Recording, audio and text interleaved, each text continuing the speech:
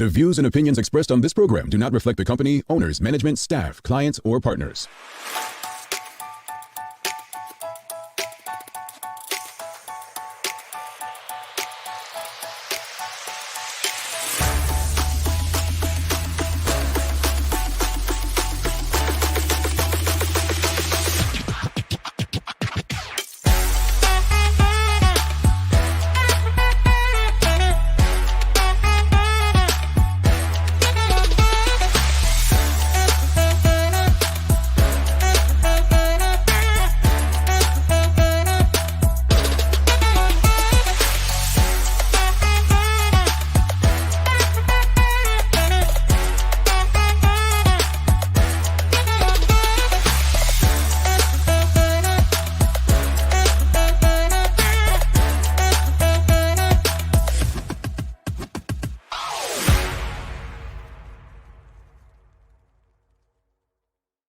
It's Friday, the 31st day of March, the final day of March 2023. This means it's the last day of Q1. So those of you who have deadlines, yeah, it's deadline day. Yeah. But anyway, welcome to Bermuda's Daily Talk Show. It's the Daily Hour brought to you by Medical House, One Communications and Lindos. I'm Jamal Hartman. She's Sherry Vanderpool, and Tamara McHale will be with us in a bit to bring you the latest in her news break brought to you by People's Pharmacy. Sister Sherry, you have any deadlines today? No, the deadline is no work today. No, just it's Friday, Jamal. It's Friday. it's the last day of Social Work Month, last day of International Women's Month. Like it's just a lot to the end of the quarter. So gosh, I talk with my hands a lot. Surprised you haven't brought this up as an issue. Apparently, I do that a lot as well. So I don't think as much as me. Well, I'm just glad that your president, Trump, was indicted yesterday instead of today, because, then it would have, end of Q1, end of Trump's freedom, and end of Women's History Month. But yeah, I'm sorry to hear about your president, Donald Trump, Sherry. You're a citizen. Remember, I'm still got a visa. I'm still a resident. You've been in the U.S. much longer than I, so I'm still a resident alien. You are a legit, can get a federal job and all. At least you can do that in America. We're not talking about me. We're talking about you and your president. Anyway, greetings everyone, and thanks for making us part of your daily routine. A good one today as we welcome educator and principal of Cedarbridge Academy, Kenneth Caesar on. We're discussing male leadership in schools. The daily play is a things you should know. Oh God. Things you should know. So let me see for something. Well, Jamal, then pull it and then, look at it and be like, oh, what are you talking about? And be like, hey, this is easy. Oh, but when I say that, most times they are easy. I mean, just because you don't. Anyway. And then you put it back and get me another one. No, I don't do that. I've never done that. No, I want you to win, Sherry. It's not my problem if you just don't. Anyway, folks, don't forget to subscribe on our website, follow us on social media, all our social media channels actually, to keep up with all that we have going on. Help us grow beyond the mic as we continue to do our part to improve our community. That said, before we bring our guests in for the day, there's a lot to discuss. Good morning to you. We're gonna say Karen, big time. She's a winner. Simmons, she does something, folks. You might want to be friends with Karen Simmons because she's a serial winner on this show. You better ask her formula. Tanya Cheeseman, good morning to you. Charles A. Shepherd II. I don't have any neighbors that I know. He is here right now. I mean, the Trump. Thank you, Charles. Yeah, his plane was. Anyway, we're not talking about you all as friends today. Look. For those of you who don't know, former president of the United States, Donald Trump, he actually was indicted yesterday. I don't know which charges, something in New York to do with like a porn star or something like that. That sounds like was sexual assault or something. I can't keep up. I mean, he's always in the news. But anyway, he's the first U.S. president ever, former president to be indicted. So it should be interesting. On a local front, congrats to Dr. Karika Weldon. I know she is... she's got Carrie Genetics, and she's looking into doing some things with, right now we have a tendency to go to the doctor and get medications, but many of the medications were probably not tested for us. They were tested for people of European descent. So I know she's doing some stuff like that. So props to Dr. Karika Weldon. And an interesting fact I actually shared with Howard grad, Principal Kenneth Caesar just now before we came on air. Interesting fact that I Googled. Yeah, Google's. I'm not on Chat IPT yet, right? GPT yet, right? So forgive me if I still Google, folks. All right, but no, Googled an interesting fact today, right? Do you know what I Googled, Sherry? No, I didn't. Okay, well, I'll share with the audience before we get into this. Is interesting because when your mind runs, you find some interesting things, right? And so this morning, when visiting my friend Google, it said there were 500. Stick with me, folks. This is a piece of information you're gonna love and want to run with, and it'll make you think. There were 500 Black hospitals in the United States at the height of segregation. Stick with me. 18 were in Detroit. Today, there is only one Black hospital in the United States. And I will give you $25 in gift vouchers for the first person that can tell me where that one Black hospital in the United States is. Do I count? Because I know this answer. No, you don't count, Sherry. The first person in the comments who tells me where the only Black hospital in the United States is, they're getting a $25 gift certificate to People's Pharmacy. Let me tell my sister. First person that says it. Where is it? Wow, everybody's off. Wow. Maryland, nope. Grady in Atlanta, nope. I need more than where the city or state is. What is the name of it? What is the name? You've got Mississippi. I'm going to give you a hint because nobody's going to get it unless they Google. One of Bermuda's most famous, there you go, Angeline Butler. Thank you. Yes. Howard University Medical Center. The only. Wow. And all I have to say to this, after seeing this fact, and you can find this, just Google it. Freep.com, but Google it. The only thing I have to say to this is what I said on my WhatsApp status, which is private, by the way, none of you all business, but I'm gonna share it. Have Black people regressed during the equality and inclusion era? That's a question I think we should ask ourselves. And quick question, what made you think about this, or how did this come to you?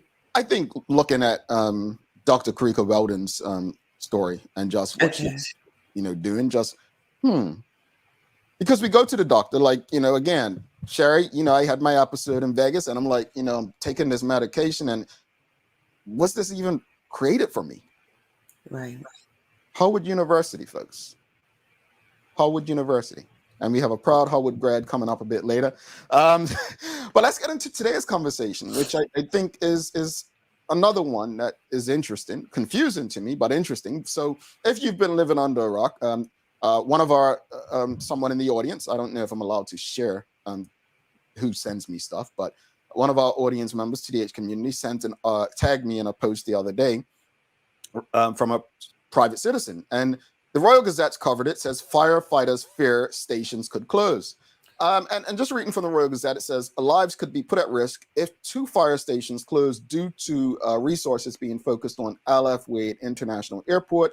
Emergency workers have warned the government. A letter from the Bermuda Fire Service Association to Michael Weeks, the Minister of National Security, has expressed grave concerns about the use of budget allocations to the service. The Bermuda Fire Service Association and the government held talks yesterday to consider the matter. This was reported yesterday.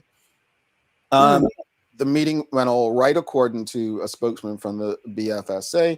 We are going to have to hold talks with our members to discuss things and then get back to government. Hopefully something will happen Friday, one way or another. Well, the Minister of National Security, Michael Weeks, has responded to this, and he has said no plans are in place to close any fire stations. Michael Weeks added that help would arrive quickly and efficiently if emergency services are called. His comments came after a letter from the Bermuda Fire Service Association raised concerns about the use of budget allocations. The warning, dated March 22nd, highlighted the potential impact across the island if resources were focused on the airport. It claimed that being unable to recall staff to cover shortages and limiting the acting up of officers would cause 2 stations to close. Folks, it's a very simple question this morning. What are your thoughts? What can we learn from the fire station situation? Like, what can we learn from this as a country? What can we learn from this? Well, first, Jamal, you're saying what are my thoughts? And as I mentioned to you a little bit earlier, they're confused. I believe that just recently we hired firemen.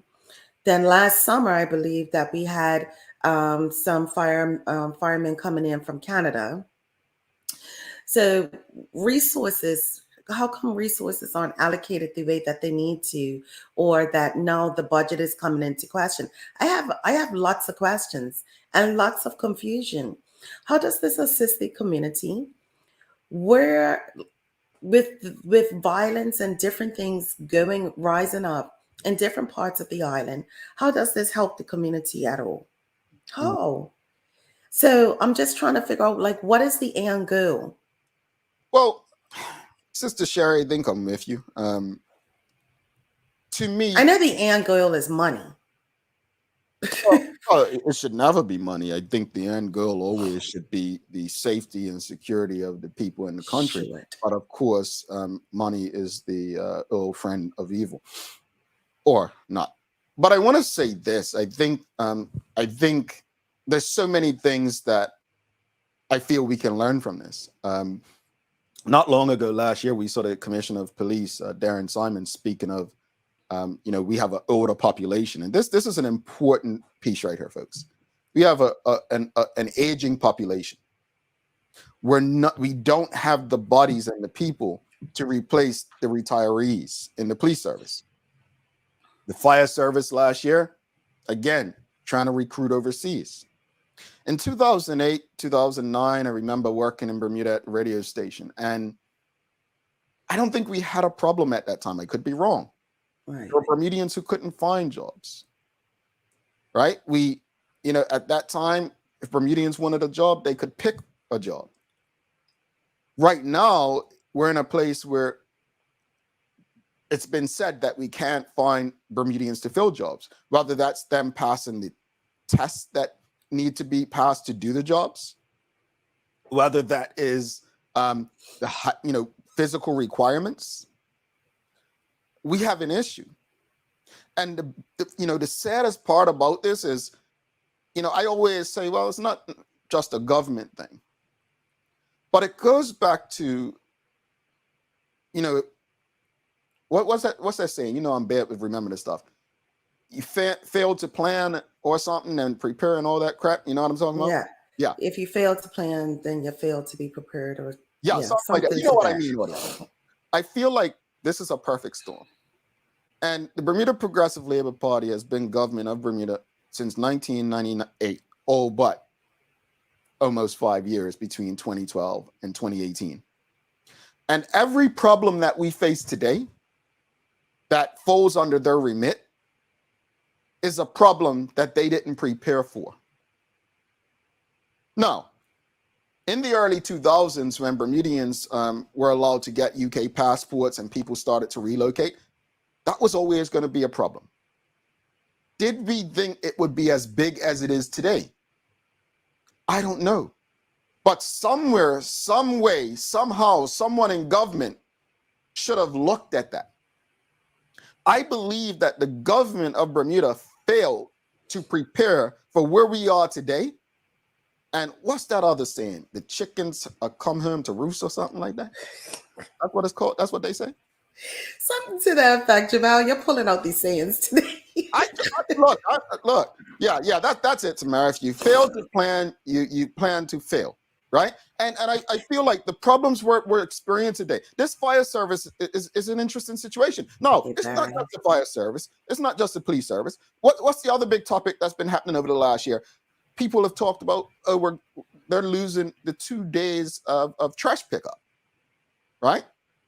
So we're down to one. Now, personally, I don't have a problem with 1 day, but you've heard the former finance minister, Curtis Dickinson. He gave his opinion at the TDH community cleanup. You've had others that say, no, we need 2 days, right? It seems like we're regressing. We're regressing. And here's what's very interesting to me. And audience, what are your thoughts? Like, what can we learn? For me, what we can learn is that we need to prepare a bit better than we're doing. There's no way we should be in a lot of these situations. Not at all, Jamal. Not at all. And I think I said it to you before. I feel like we're just on this hamster wheel that we just keep going around and around and around. And then on top of it, in addition to that, it's like one situation here and then it's another that pops up here. You know, we got the fire service as an issue. Then it's the TA form that's an issue. Then it's this. It's just, as you said, it's a perfect storm. Like, what's going to happen? And what is being put in place for this to happen? And is that something that we need to be responsible for? The Minister Michael Weeks, everyone basically calm down. Ain't nothing gonna happen. We're good, folks. Don't believe it. We've been down this road with politicians before. I'd say be very careful. Here's the thing. When you fail to hold people accountable, they come for you next. Let me give you an example. So some old PLP stalwart, I don't remember her from when I used to go to meetings, but anyway, she attacked me back in September on Facebook. You know, those days when I used to spend a lot of time on there. Because I was criticizing her beloved PLP. Well, I found it quite interesting that this same woman is leading a petition against the rental fees.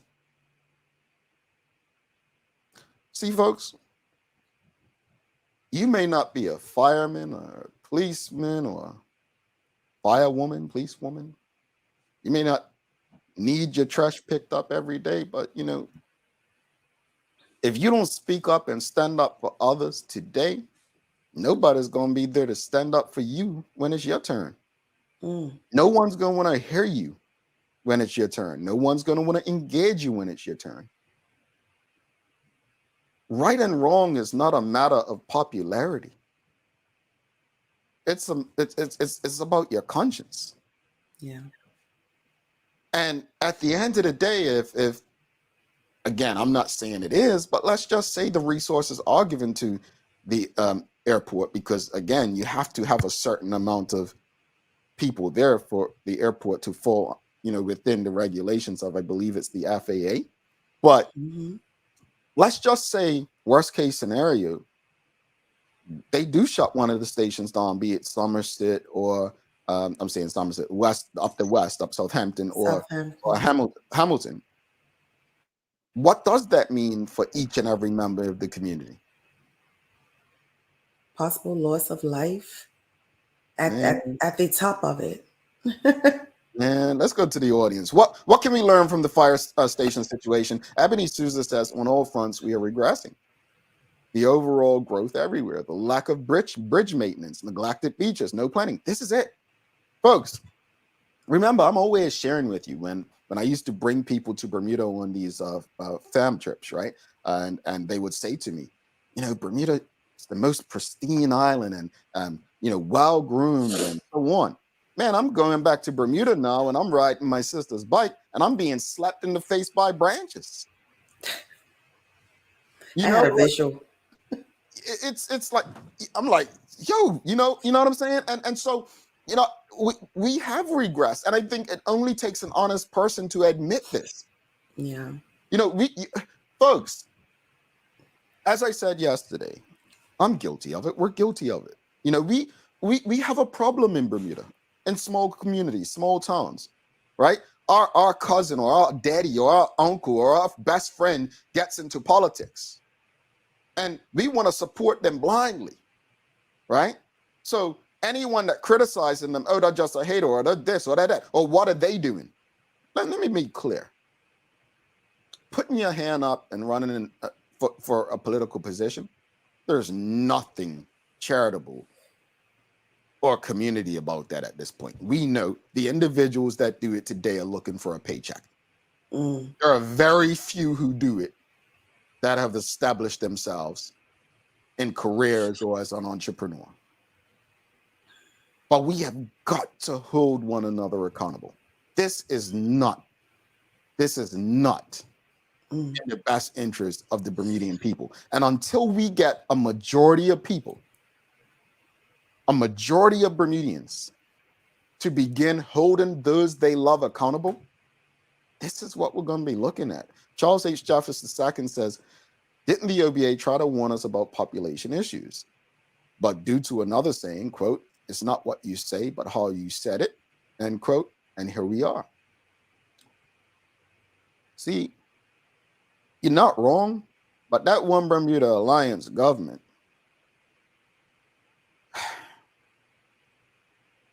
they had some people issues. They had some communication issues, and they had some race issues. And sometimes doing the right thing also comes along with doing it the right way, right? Yeah. I don't think they realized how to do it. But Bermuda, we have a mess on our hands. And this fire station situation is yet another example. And then people say to me after they send me these private messages, Sherry, they say, "What you matter? What are we going to do? How do we fix it?" It's on you. It's on us.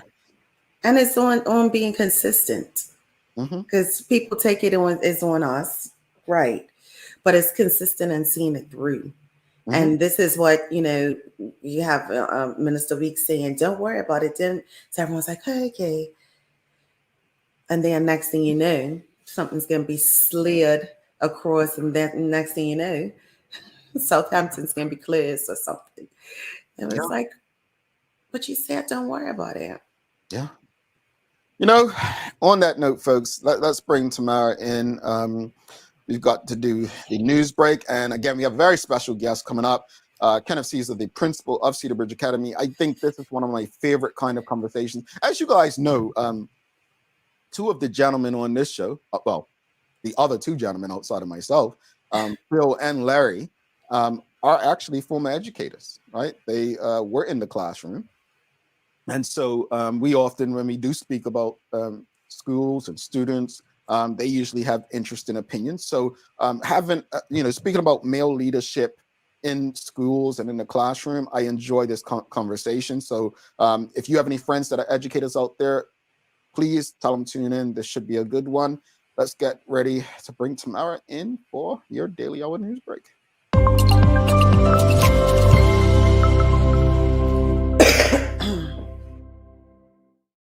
Well, what was that, Sherry? My goodness, how did you do that? You should have been on mute. Tamara, good morning. Good morning, everybody. Happy Friday. Happy end of quarter. Yeah, it is the end. So do you have any deadlines today? Nah, I don't. Okay. I finished ahead of time. Oh, okay.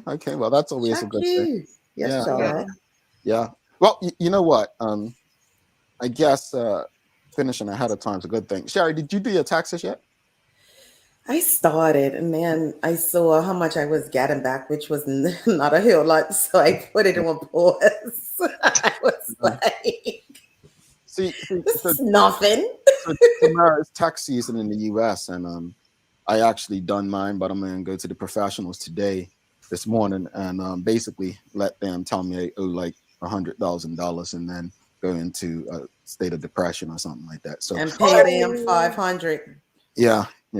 But anyway, I'm not one of those folks who gets this big check back and goes buys a new car or shopping and that. Unfortunately, I'm just not one of them. But So you didn't get back anything at all? No. As Stephen A. Smith said at the conference Sherry and I went to, it's like, look, man, I'm out here working. I pay taxes. I don't get anything back. So, Dara, sometimes you need a Kia, to be honest, to really kind of get a little break. Well, no. Tried 3, 4, 5 kids. I'm just saying. But anyway, no, it's real. Hey, U.S. is an interesting state out here. It's an interesting space. Yeah. Wow. Interesting. Not a lie. Yeah. That's interesting. All right, let me start things off. Good morning, and everyone. This is the Daily Hour News Break for today, Friday, March 31, brought to you by the People's Pharmacy. So actually, my very first story, that was the topic for discussion just now.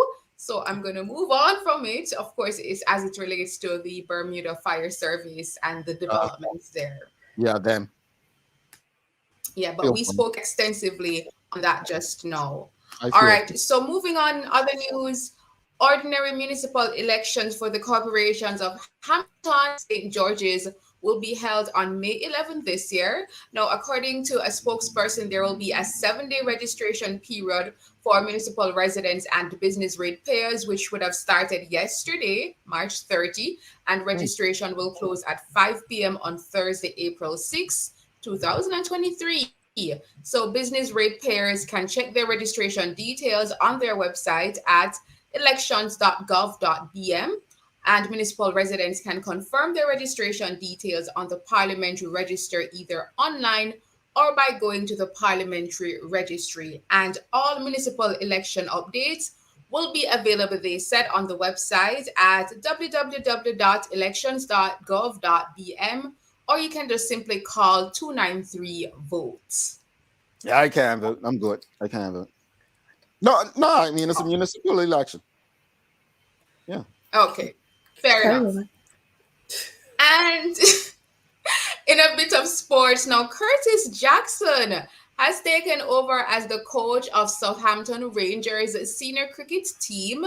The former Rangers and Cleveland batsman said he had other plans in mind and gave the matter plenty of thought after being offered the position. So Rangers announced the 56-year-old's appointment on Thursday yesterday, ending weeks of speculation over who would succeed Jackson's predecessor and former teammate Janiro Tucker. All right, Cleveland. Okay. Former Cleveland. He played for some, so I don't really give to. Yeah. Well, that just makes it even sweeter and all y'all at Rangers. Yeah, whatever. Awesome. You guys are not into cricket? We're not into that team. There's teams up west. The teams Up west. Oh, well, he comes from Devils Hill, like but he for some reason he shows love up west. But no, props to him, honestly. I love to see former cricketers giving back to the game and coaching world. So props to Mr. Jackson and all the success in the world to him at Southampton Rangers. Aww. Okay.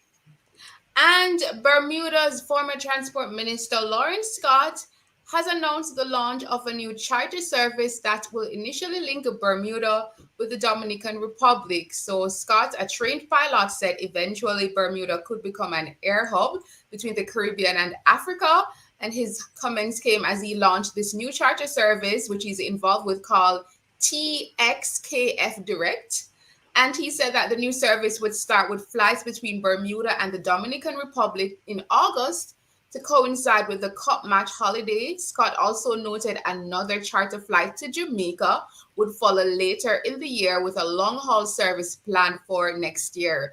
And he said that he would like to see the routes expand to other Caribbean islands and then Ghana and South Africa. I just honestly, I want to say something, and I really want people to feel me, because if it's one thing I don't like is when people make derogatory comments about an entire culture, right? And I saw some of the comments about, flight between Bermuda and Dominican Republic, like, oh, this is going to mean men going under and, you doing stuff. Folks, stop it. Honestly, it was funny 20 years ago. At the end of the day, stop judging an entire culture by what one of your uncles or friends or cousins may have done or went there for. Like it's not fair, especially as sensitive as Bermudians can be about our culture. Like, stop it. Seriously. Congrats for more flights. We definitely, people need more options, especially for years, Bermudians who are unable to travel via the US that would love to go to the Caribbean. I actually love it. I just hope it's a well thought out plan that lasts. That's the word I was going to use. All right, so some other regional news. So still in the skies, Antigua and Barbuda's government said that it has considered offering a 32% severance package to former LIAT employees, and that's according to a note from yesterday's cabinet meeting. The government estimated that the severance package will cost them about that's Eastern Caribbean, $10 million, which is about almost $4 million US. So that's some good news, I guess, there for the former employees of the now defunct airline. Again, about the matter of last. Okay, interesting. Now defunct. Yeah, it's not cheap running an airline, folks. I remember people used to say, "Oh, Bermuda should get its own airline like this and that," and those airlines no longer existed. So, yeah, that's true. Because we used to have Air Jamaica, which was like everybody loved Air Jamaica, and unlike the airlines now that just serve you a little snack, they used to serve you proper meals. Like as a little girl, they would serve you like rice and peas and chicken and all of that. And on the plane? Yeah. Man, I remember real meals on airplanes. Remember those days? Man, you just get like Delta cookies and peanuts, if anything, these days. Sure. As a little girl, as a 90s baby. All right. So finally, let me wrap up. Speaking of Jamaica, so wrapping up here in Jamaica, we're the biggest high school. Remember, I mentioned this some time ago on the show when you asked me about track and field in Jamaica and why we perform so well. So the biggest high school track and field meet in the world, Champs, which is the Boys and Girls Championships, but we call it Champs. It wraps up tomorrow, Saturday, April 1, after several days of action. It started on Tuesday and record-breaking by the next set of world-class athletes. Now, one of the major stars out of this year's championship is a young man, 19-year-old Boaji Nkrumah, who became the first high school athlete to dip 10 seconds when he stopped the clock in 9.99 seconds in the 100-meter finals, making it a world-leading title, a personal best, a national under-20 record, and a champs record. So take a quick look at what transpired with his race. Daily now in his running. Nkrumah on a counter. Daly joins him. It's Nkrumah. Look at the time! Look at that time, ladies and gentlemen! For your viewing pleasure. Positive 0.3 meters per second. 9.99! Only the third man. The under 20 level to go. Below 10 seconds. Wow. So y'all just gonna keep breeding these fast people, huh? And if you notice in the stands, that's actually the Prime Minister there in the stands cheering on, as well as one of the government ministers, two of them actually. Nice. Yeah, so it's like a big deal. Interesting. Yeah. Jamal, you was never fast like that back in your day? No, my Hemi took my Hemi. I had my Hemi went at a young age. So I once the Hemi went, I just started coaching. Oh, you started one of the youngest coaches. And let's talk about the weather now. Let's talk about the weather. I like how you changed the topic so quickly. Yeah, all right, very quick. In the weather in Bermuda today, you should have a mix of a sun and cloud with a slight chance of an early sprinkle, as well as some winds. You should be high near 18 degrees Celsius throughout the day, or 65 degrees Fahrenheit. And here in Jamaica, isolated showers across northeastern parishes, windy along the north coast, but elsewhere, bright and sunny, including where I am in Kingston, Jamaica. I just knew it. Always that bright and sunny. Well, folks. Yeah, it's bright and sunny. Before Sherry gives us the days of the year, right? Someone rude who says it's a sore topic for me talking about cricket. She's not rude. Sancha turns a year older tomorrow. I just hope she becomes a year nicer to me when it comes to cotton match. But that said, we're gonna doubt that. Before Sherry does the days of the year, we have a little special video for Sister Sancha that we're gonna play. Let's play a little video for her since she ditched us. Happy birthday, Sancha. I hope this year brings you so many blessings and so much joy and love. Hi, Mom Sancha. Happy birthday. Hi, Mom Sancha. Happy birthday. Happy birthday, Sandy. You know, we always called you the April Fool's baby, but honey, you ain't fooling nobody, okay? You have grown into such a beautiful young lady. So proud of you. Happy birthday, Sandy. Love you. Happy birthday, Sandy. Hi, Mommy. Hope you have the best birthday ever. We wanted to celebrate you in Bermuda, but because you was away, we couldn't. Well, just tell us, like, you have another birthday. What's your birthday wish? You know what? Just health and happiness. Health, happiness, and progression.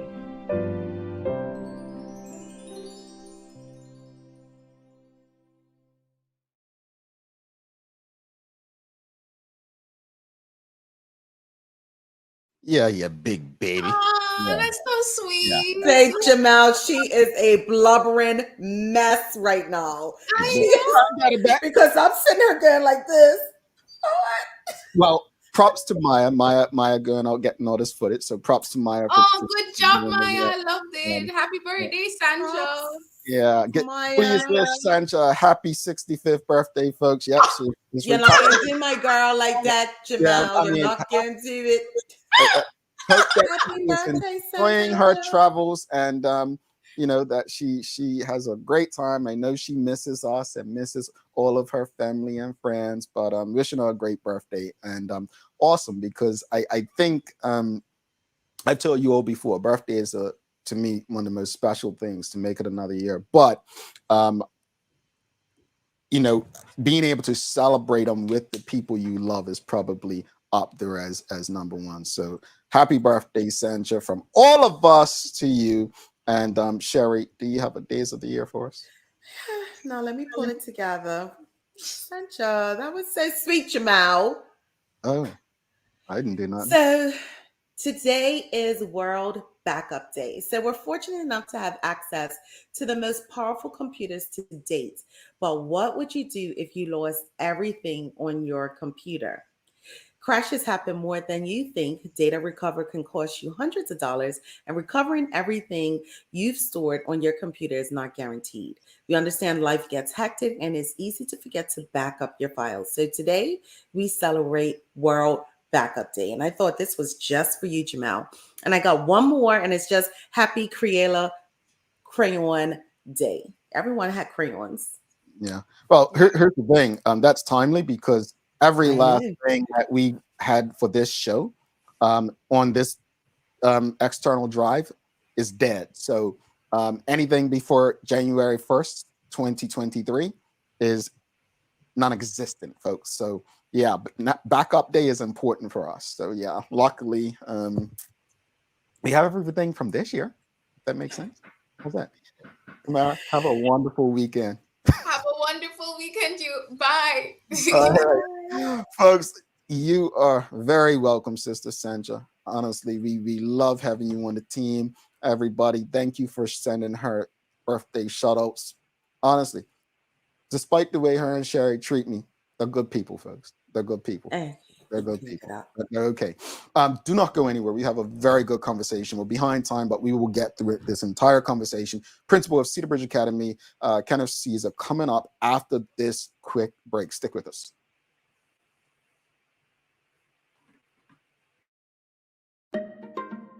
People's ACW, located at King Edward VII Memorial Hospital, carries over-the-counter medicines, toys, cards, and even toiletries. Our knowledgeable staff are there whether you're at emergency, visiting family, or a member of BHB staff, to show you our best even when you're feeling your worst. People's ACW, we're here for you.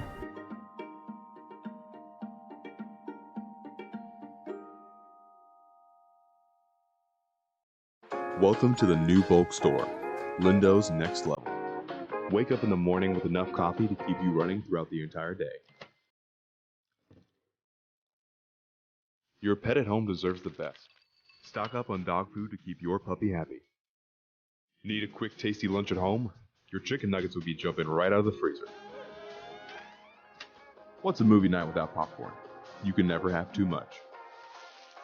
Lindo's Next Level. Why go anyplace else? Mom's celebrating her 70th birthday next month. Have you noticed her age is catching up with her? Yeah. Plus, she's having a hard time getting up and around like she's used to. I would sure hate to see her fall. At Medical House Limited, we can help make life situations easier. We have electric beds, motorized scooters, bath stools, walkers, you name it. Mom's been real good to us. We'll get her birthday and Christmas gifts from Medical House. Medical House has relocated next to the Dendy Town Field, number 6 Bakery Lane, Pembroke. Telephone 292-3622. Welcome back to the big show. Sherry Vanderpool, I'm Jamal Hartman. It's the Daily Hour brought to you by Medical House, One Communications, Lindo's, and People's Pharmacy. Folks, don't forget to subscribe on our website and follow us on social media to stay up to date with all that we have going on. Help us grow beyond the mic as we continue to do our part to improve the community. Without further ado, let's bring in a very special guest today. Sherry. Yes. What school did you go again? I went to Sands Secondary School, Gilbert Institute first, and there was no middle school in between at that time. Oh, you went back all the way back then. Okay, got you. Mm-hmm. All right, Yeah, it was fine. I was there when Cedarbridge opened. I remember that. Oh, okay. Yeah, all the way back then. All right. Well, without further ado, Cher's not a Cedarbridge person. I am. Let's bring in a very special guest. Let's give a warm welcome to Principal of Cedarbridge Academy, Kenneth Caesar.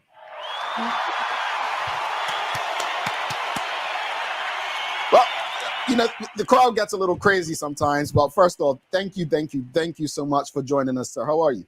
I'm doing great. Good morning. Good morning. I must ask you, you are a Howard graduate.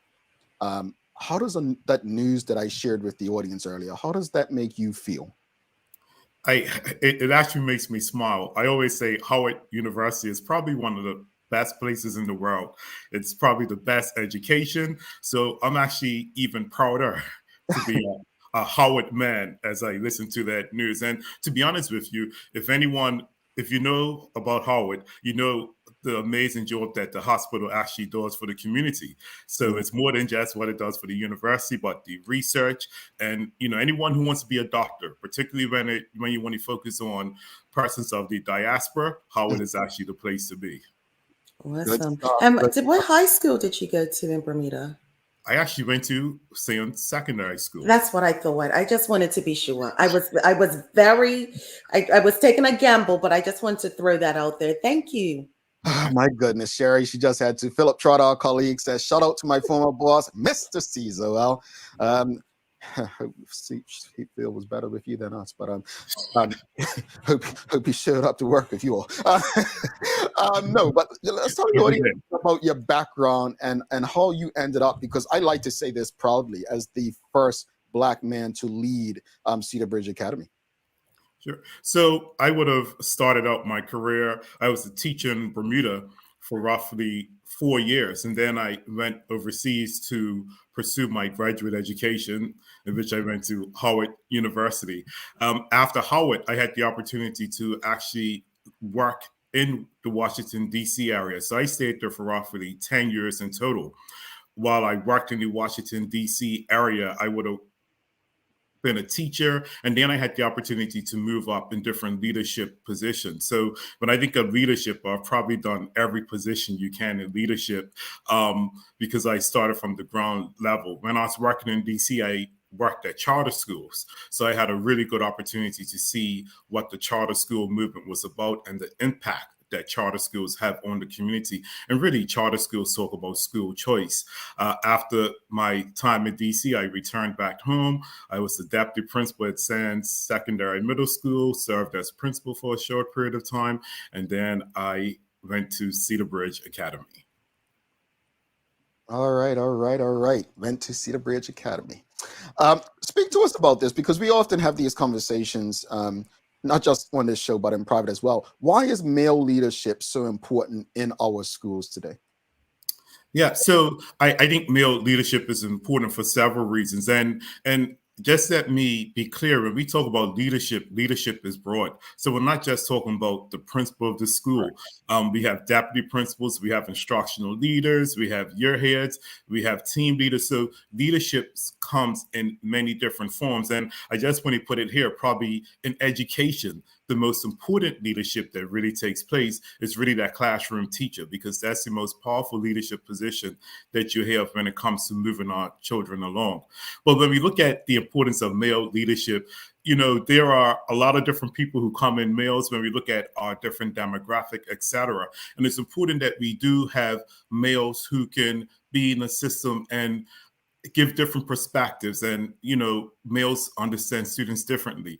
Males are able to also provide some type of leadership or mentorship that a lot of our male students may not have at home. So when you get a male in a leadership position, it just gives it more of a balance as to what we need to do for our young people.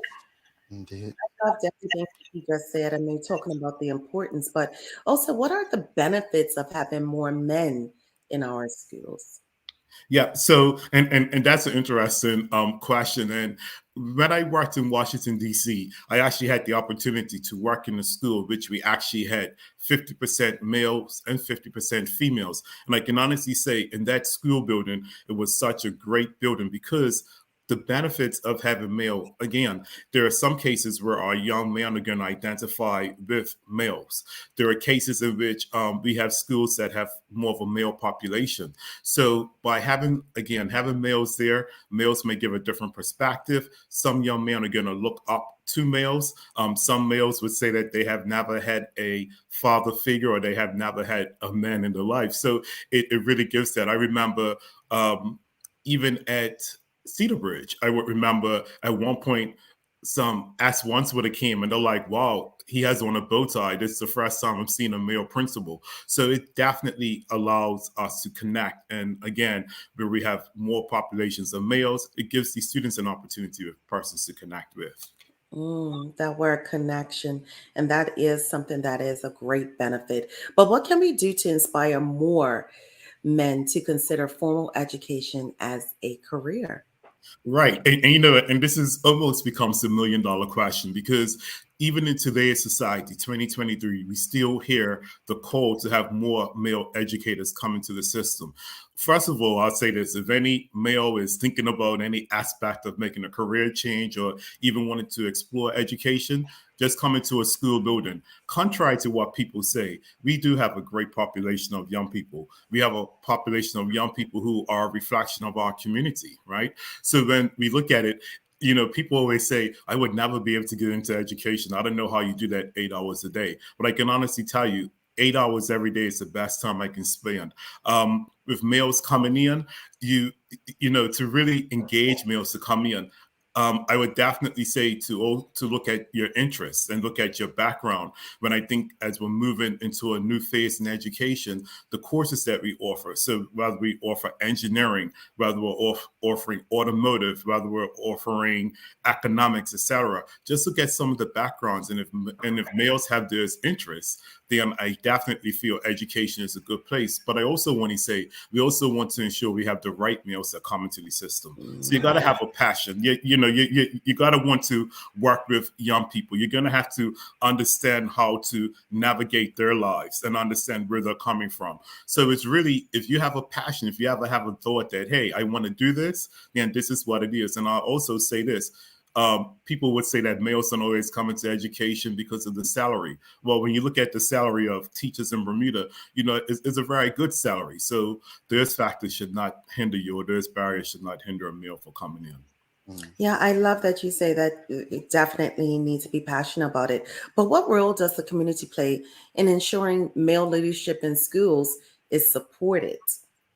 So I think with the community in general, first of all, is to even allow males to let them know that it's okay, because still sometimes in some aspects of the community, when males, when they go into education, it's like, is that really a job for a male? Are you going to make enough money? Is it going to be, are you going to be able to handle those children, etc.? It really isn't like that. As a community, we should embrace it, and we should want more male educators to come into the system, because even when you think of persons who have sons, and again, the relationships, the role models, etc., I can honestly say, as a community, I'm thinking right now as we're speaking, I'm thinking of some parents at Cedarbridge who are just happy that their child has a male for most of their classes. And, the mom comes in and says, "Well, Mr. Caesar, this is great. My child's understanding the information, they're enjoying the classes." It makes a difference. So as a community, we have to embrace it. As a community, we have to embrace education, and also be in the position in which we're going to respect educators. And I also want to say, when we're looking for males to come in education, even at leadership, we also need males to teach P1 and P2. So we have to let those guys know it's okay to teach that level. No one's going to judge you, but we really do need them. And the community needs to do that. It's fascinating hearing you say that, because it makes me think of like, I don't know if it's still like this, but men choosing to be nurses, right? It's interesting how people look at that and judge it, when I'm like, hairdressers. What about men just having an honest living in a space where they're needed, right? Fascinating to me. Let's go to the audience. Got a couple of questions. Karen Simmons, who is a TDH community member, she says, Principal Caesar, are there any male-only activities outside of sports led by males at CBA? They don't have to be to only be teachers, as mentors / leaders.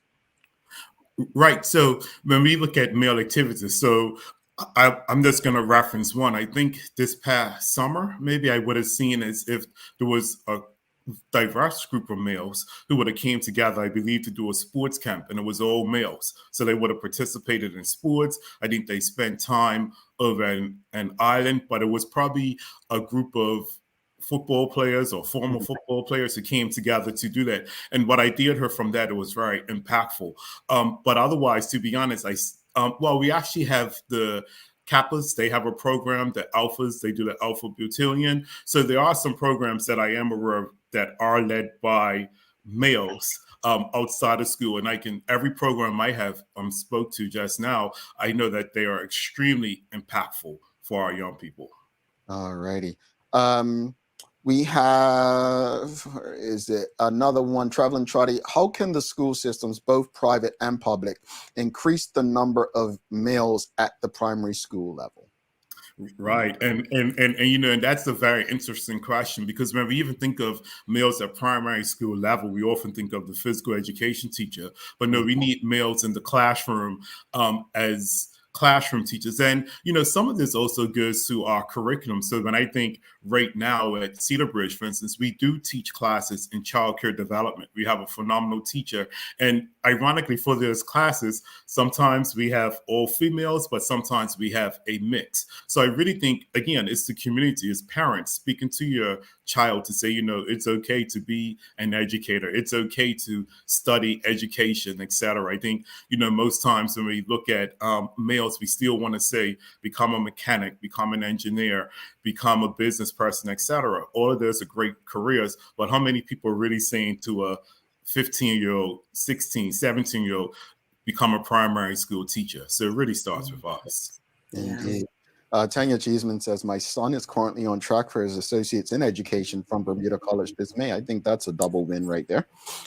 She goes on to say, my daughter works at a private nursery and wishes there were male teachers at that level, as they could have an impact on the young boys that may not have a positive male figure in their life. Well, let's talk about that, because you did mention primary. Well, if men are being criticized for teaching, I can't imagine the criticism they'd receive for doing it at a nursery level or younger. But speak to that. What do you think the impact of that? And ironically, one of my experiences in Washington, D.C., I did work at a charter school that started with 3-year-olds and went up to 5th grade.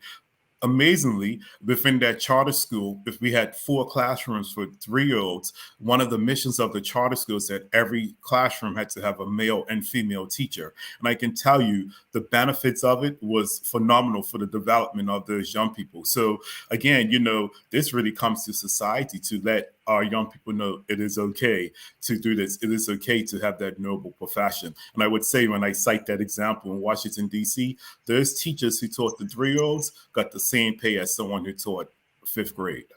Interesting. Love that.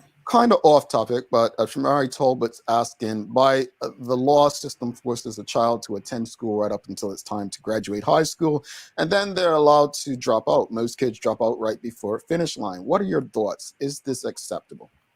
So I would say I don't know right now if I would say a lot of students drop out before the finish line. I will say this is that students may take other pathways. We have students who relocate overseas. We have students who may go into GED programs, etc.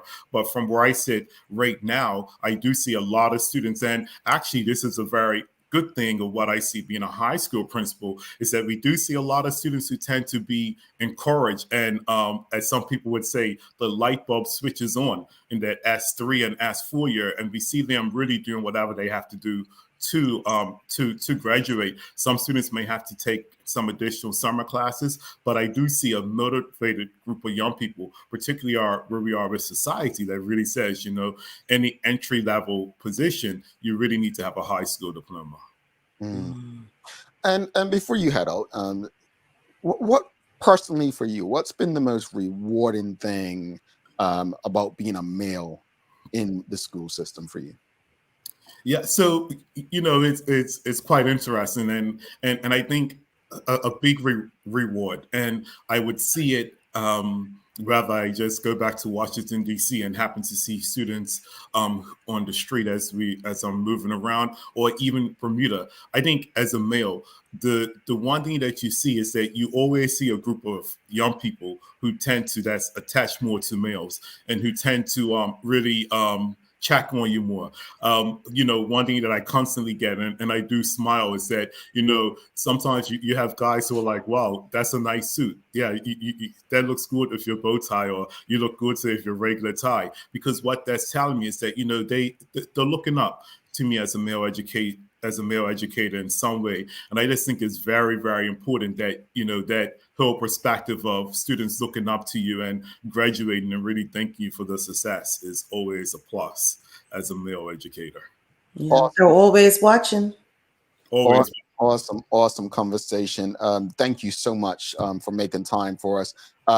And for those who may not, you know, have any interest but know someone who does, where would you direct them? Where would you direct them? Like Tanya Cheeseman said, her son's doing education, his associate's Bermuda College. Other opportunities in, like, you know, to shadow at like maybe your school? Like where are the opportunities lying right now for this interested? Yeah, and that's a very good question. I would honestly say, if persons are looking to go into education, at the bare minimum, you know, we can say you can go to the Department of Education, you can go to the college, the Career Center, you can go many places. But I'll say the one place, if any young person, for instance, is out there now and listening to this, if you had any interest, go to the school building. Speak to the principal, speak to some of the teachers. If you want to see what early childhood's like, go to a preschool and see if you can arrange a way to shadow one of the teachers for a day. But really go to the grassroots, go to where it is first, get there, get your feeling. And if you feel that's what you want to do, then the next position would be, let's see how we can support you in getting to college. That's where we talk about scholarships and everything else. So it's a layer approach, but I would always say go grassroots. Don't hesitate to call a school or just knock and see if you can speak to a school leader or a teacher, and then take it from there.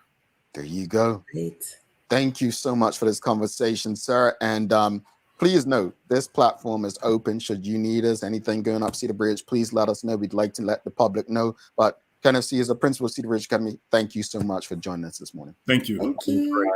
Have a great one. Bye-bye. All right. Thank you. All right, folks, if you appreciated that conversation, please give us a thumbs up, a love, a like. Make sure you share this information with your friends, your family. Males in the classroom, we've been shouting, we've been screaming for it. I think that was a conversation we all could take a lot from. Don't go anywhere. Final break. Come back. Yeah, we'll come back with the Daily Play. Stick with us. A lot happens around your home.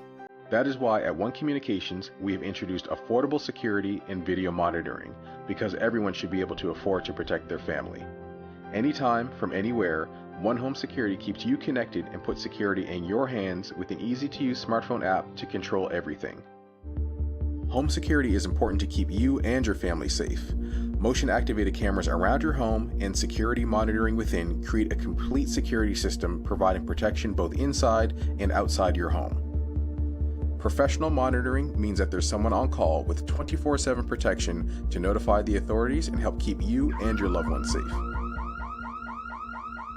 We are dedicated to whole home protection with indoor and outdoor cameras, smart door locks, motion sensors, and more, so you'll always be connected to what matters most.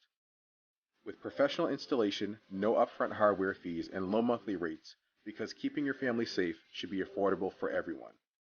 Total home video monitoring and security, there's no better way to protect your home than with One Home Security.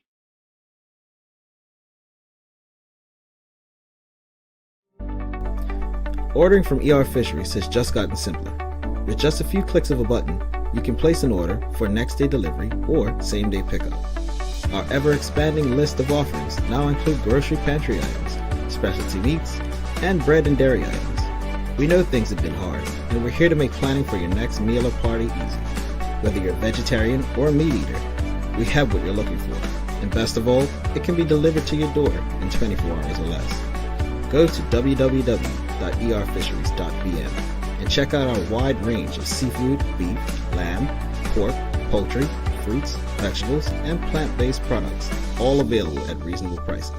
That's www.erfisheries.bm.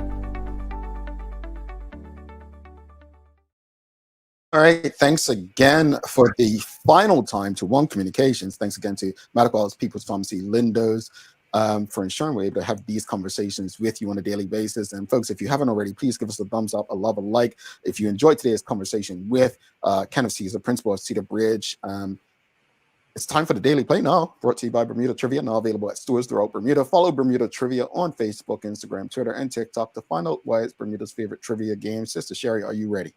I am. All right, she's ready, folks. She said that confidently. This is easy. I think this one's in honor of former President Donald Trump. What do you call a person who exposes misconduct or illegal activities in an organization? A whistleblower?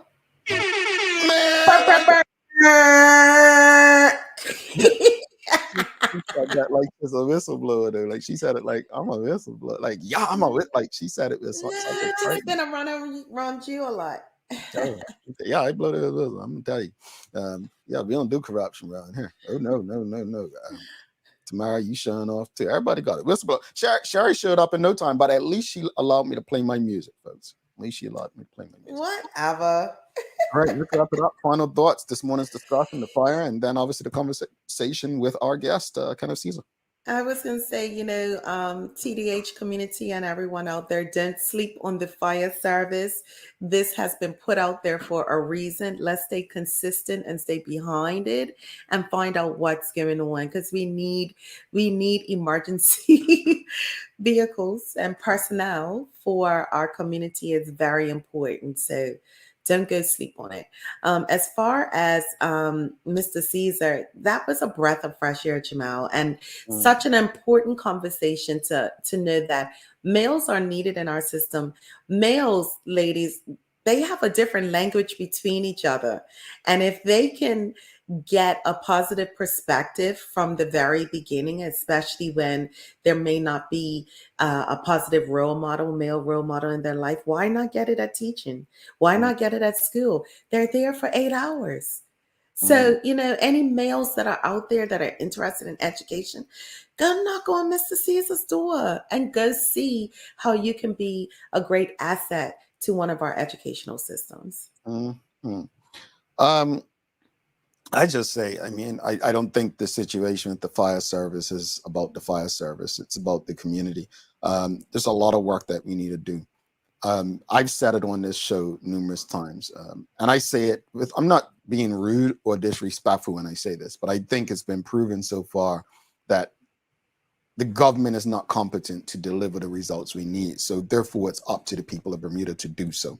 There's situations, not just fire, it's police, it's other areas in Bermuda, but we have failed to prepare. We failed to plan. We failed to understand where we need to be. And so therefore we are. We've got to do better as a community, and doing better means holding people accountable for what they're elected there to do.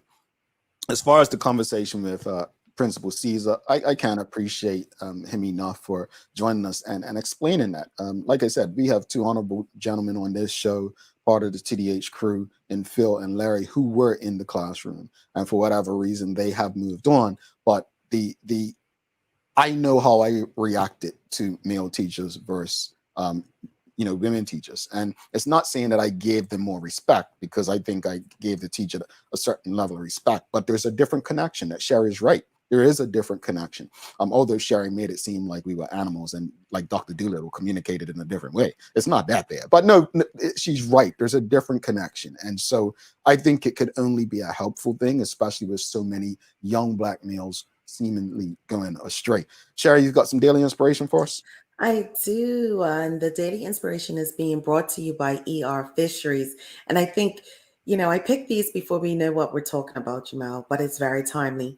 Our lives begin to end the day we become silent about things that matter.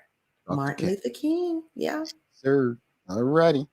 Folks, don't forget to subscribe on our website. Follow us on social media channels to stay up to date with all that we have going on. Help us grow beyond the mic as we continue to do our part to improve our community. Thanks again to our partners, Medical House, One Communications, Lindos, and People's Pharmacy, for ensuring that we're able to do this with you on a daily basis. As always, we appreciate you, we love you, and we thank you for making us part of your daily routine. If all goes well, we'll be back to do this again with you on Monday with a brand new title sponsor. She's Sherry Vanderpool. I'm Jamal Hartman. My friends, please do make it a safe and a great weekend.